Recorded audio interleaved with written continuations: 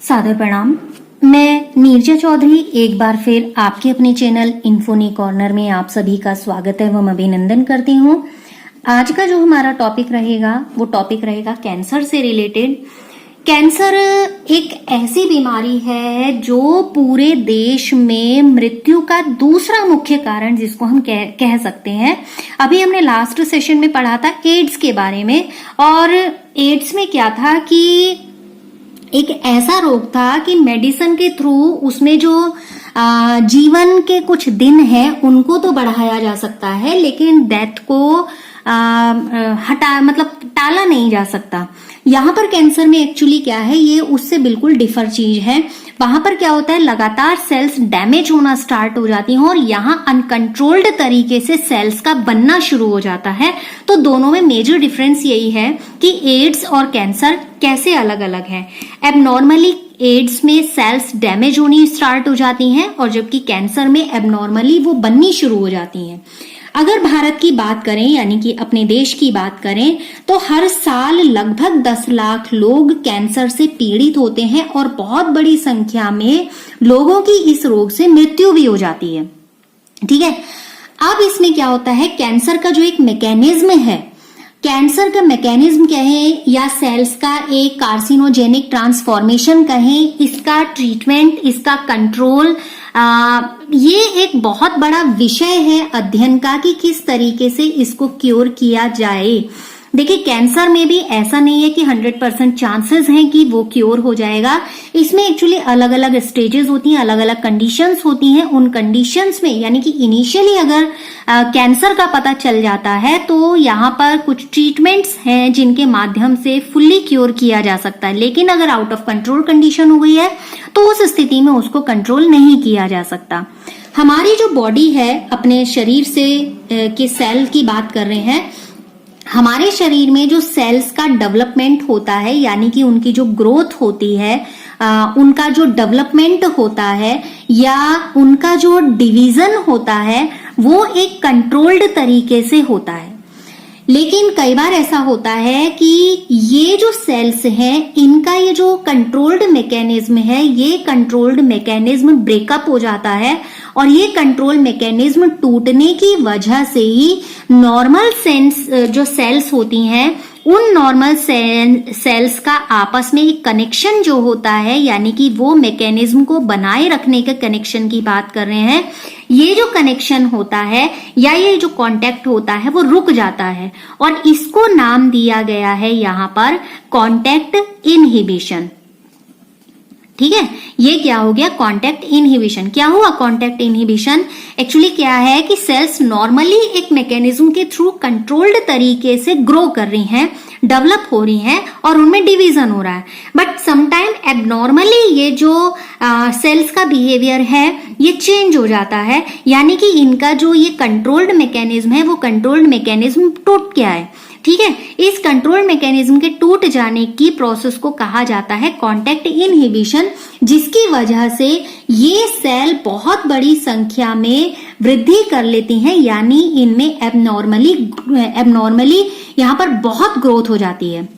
ठीक है, अब यहाँ पर जब लगातार वृद्धि हो रही है तो ये सेल क्या काम करती हैं, एक ऐसे गोदाम का या ऐसे गोडाउन को यहाँ पर बना लेती हैं या एक ऐसा भंडार स्टोरेज इकट्ठा कर लेती हैं जो इसी तरीके की अनकंट्रोल्ड ग्रोथ वाली सेल्स का एक ग्रुप होता है। ठीक है, तो इस तरीके के जो कैंसरस सेल हैं, इनके ग्रुप को नाम दिया जाता है ट्यूमर। ठीक, यही क्या होता है, ट्यूमर होता है। ट्यूमर 2 तरीके का होता है। ट्यूमर के भी 2 तरीके यहां देख लेते हैं। एक होता है बिनाइन, एक होता है बिनाइन, ठीक है, और दूसरा होता है मैलिग्नेंट।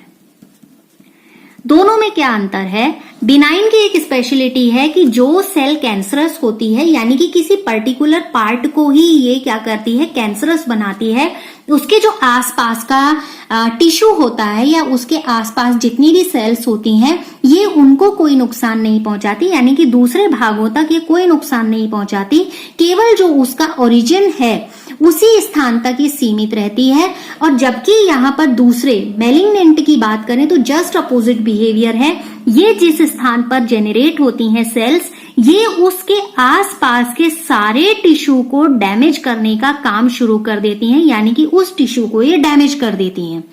ठीक है, अब इस तरीके की जो सेल्स होती हैं एक ग्रुप में होती हैं, जिनको नाम दिया गया है नियोप्लास्टिक। ठीक है, ये क्या है? नियोप्लास्टिक सेल्स इनको नाम दिया है, क्योंकि बहुत तेजी से वृद्धि कर रही हैं, ग्रोथ कर रही हैं, और उसके बाद जितना आसपास का टिश्यू है उसको डैमेज भी कर रही हैं। ठीक है, अब जितनी हेल्दी सेल्स हैं उनको ये कैंसरस सेल में कन्वर्ट कर दे रही है, और जितनी कैंसरस सेल है उनको ये डेवलप कर रही हैं, बढ़ा रही हैं। तो यहाँ पर जो एक नॉर्मल सेल के डेवलपमेंट की प्रोसेस थी वो टूट गई है, उसी चीज को समझाने की कोशिश है। अब इसमें क्या होता है कि जो नॉर्मल सेल की हम बात कर रहे हैं, नॉर्मल सेल एक्चुअली क्या होगा, जो ब्लड है उन्हीं से न्यूट्रिएंट्स ले रही है, वहीं से अपना पोषण प्राप्त कर रही है। लेकिन ये कैंसरस सेल क्या करती हैं, जो नॉर्मल सेल के न्यूट्रिएंट्स होते हैं या पोषक तत्व होते हैं, उन पोषक तत्वों को यहाँ से लेना शुरू कर देती हैं और अपना न्यूट्रिशन स्टार्ट कर देती हैं। जितने एसेंशियल यहाँ पर न्यूट्रिएंट्स होते हैं उनके बीच में नॉर्मल सेल और कैंसरस सेल आपस में कंपटीशन की फॉर्म में आ जाती हैं, यानी कि कैंसरस सेल और नॉर्मल सेल इस न्यूट्रिएंट को लेके प्रतिस्पर्धा में है। और कैंसरस सेल चूंकि बहुत एबनॉर्मली ग्रोथ कर चुकी हैं, तो जिस वजह से ये सेल को जो न्यूट्रिएंट है एक समय के बाद नहीं मिल पाता, और ये सेल क्या हो जाती हैं, भूखी रह जाती हैं और इनकी डेथ हो जाती है। भूखे रहने का मीन्स उनको न्यूट्रिएंट्स नहीं मिल रहा है। अब ये जो कैंसरस सेल हैं, ये कैंसरस सेल इसी ब्लड के माध्यम से एक जगह से दूसरी जगह जाती हैं और नियर बाय टिश्यूज में यहाँ पर ट्यूमर बनाना स्टार्ट कर देती हैं, और इस तरीके की ये प्रोसेस कही जाती है मेटास्टेसिस। ठीक है, और जो हम ये मैलिग्नेंट की बात कर रहे हैं, ये जो मेटास्टेसिस का जो गुण है इसका, यानी कि ये जो कैरेक्टरिस्टिक्स है, सबसे ज्यादा डेंजरस कैरेक्टरिस्टिक है ये। तो ये तो था कि किस तरीके से कैंसरस सेल आपस में वृद्धि करती हैं। अब यहाँ पर देखिए रीजंस क्या है कैंसरस सेल के। कई सारे रीजंस हो सकते हैं, बहुत सारे फिजिकल रीजंस भी हो सकते हैं, बहुत सारे केमिकल रीजंस भी हो सकते हैं, बहुत सारे बायोलॉजिकल रीजंस भी हो सकते हैं। तो इस तरीके के रीजंस अलग अलग हो सकते हैं। कई बार मेडिसिन की वजह से भी कैंसर जैसी समस्याएं आ जाती हैं।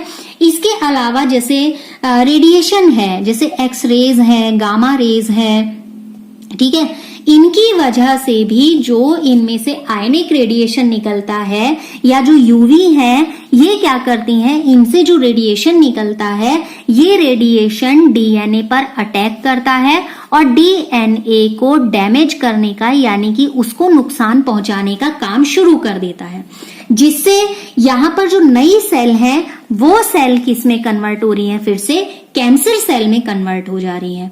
अब जैसे हम जानते हैं जब हम मूवी वगैरह देखते हैं या कोई सीरियल देखते हैं तो उसमें जैसी स्मोकिंग या ड्रिंकिंग रिलेटेड कुछ सीन आते हैं तो उसमें नीचे वार्निंग आ जाती है कि तंबाकू सेहत के लिए हानिकारक है, इससे कैंसर हो सकता है। ठीक है, अब यहाँ पर देखिए तंबाकू का जो धुआं होता है उसमें बहुत से ऐसे रासायनिक पदार्थ होते हैं जो कैंसर उत्पन्न कर सकते हैं, यानी कि केमिकल होते हैं जो कैंसर उत्पन्न कर सकते हैं, क्योंकि ये धुआं सीधे कहाँ जाता है, लंग्स में जाता है। तो ये जो तंबाकू होता है, ये तंबाकू लंग कैंसर का मेन रीजन है, इसी की वजह से लंग कैंसर होता है। अब कैंसर उत्पन्न करने वाला जो वायरस है उसको क्या कहा जाता है, उसको कहा जाता है ऑन्कोजेनिक वायरस। Oncogenic virus. देखिए यहाँ पर एक चीज और बात करूं, यहाँ पे वायरस के बाद एक जीन की और बात कर लेते हैं, और इनमें जो जीन होते हैं उसका नाम क्या होता है, उस जीन का नाम होता है ऑन्कोजेनिक, नहीं, जीन का नाम होता है यहाँ पर वायरल ऑन्कोजिन बोलते हैं उसे। ठीक है, क्या बोलते हैं, वायरल ऑन्कोजिन, सॉरी मैं भूल गई थी, वायरल ऑन्कोजिन। ठीक है, अब देखिए यहाँ पर जो कैंसर विज्ञान है, यानी कि विज्ञान की वह शाखा जिसमें कैंसर का अध्ययन किया जाता है, उसको बोला जाता है ऑन्कोलॉजी। तो ध्यान में रखेंगे, इसको नाम पूछा जाता है अर्बुद विज्ञान हिंदी में जिसको कहा जाता है, ठीक है, अर्बुद विज्ञान। और जो ट्रीटमेंट करते हैं डॉक्टर उनको बोला जाता है ऑन्कोलॉजिस्ट, लॉजिस्ट, ठीक है। जो कैंसर विशेषज्ञ होते हैं उनकी बात कर रहे हैं, यानी कि ऑन्कोलॉजिस्ट क्या हुए, वो चिकित्सक हुए, वो डॉक्टर हुए जो उसका ट्रीटमेंट कर रहे हैं।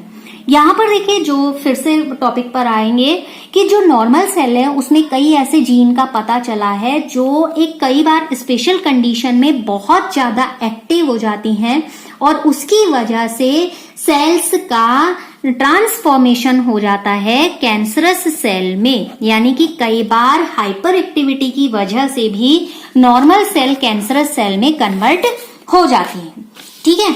अब ये जीन जैसे हमने बोला सी ऑन्को बोला या प्रोटो ऑन्कोजिक बोला, यानी कि जिस वजह से नॉर्मल सेल्स क्या काम कर रही हैं, एक कैंसरस सेल में कन्वर्ट हो गई हैं। क्यों हो गई हैं? क्योंकि बहुत ज्यादा एक्टिव हो गई हैं। तो इस तरीके के रिस्पॉन्सिबल जीन को का नाम है प्रोटो ऑन्कोजीन, ठीक है, प्रोटो ऑन्कोजीन। अब देखिए यहाँ पर किस तरीके से उसका निदान किया जा सकता है। देखिए शुरू में ही क्या था कि स्टार्टिंग में ऐसा था कि जब मामले पता चलते थे तो ऐसा तो है नहीं कि हर मामले का जैसे शुरू में ही कहा कि ट्रीटमेंट हो ही जाए, वो कंडीशन पे डिपेंड करता है।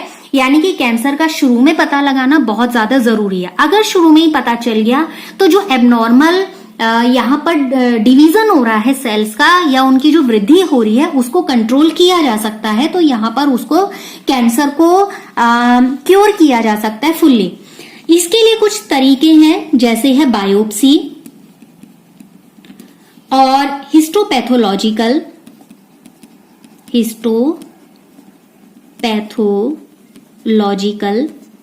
ठीक है।